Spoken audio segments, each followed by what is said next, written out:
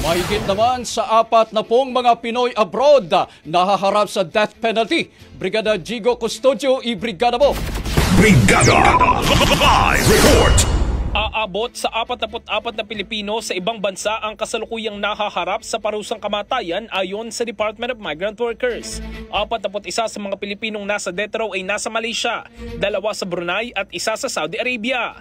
Karamihan sa kanilang mga kaso ay may kinalaman sa droga at pagpatay.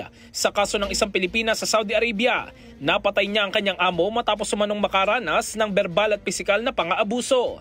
Sa 41 Pilipino naman na nahatulan ng kamatayan sa Malaysia, ang ilan sa kanila ay ginamit bilang drug mules habang iba naman ay nahulihan ng mga ilegal na droga.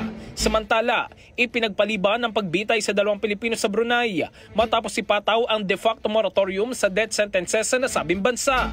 Patuloy naman na umaasa ang mga Pilipino at kanilang mga pamilya na magkaroon ng positibong solusyon sa kanilang mga kaso habang patuloy na umaaksyon ng DMW upang tulungan sila.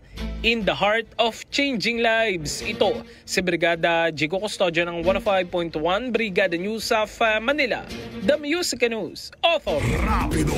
Brigada Balita Nationwide!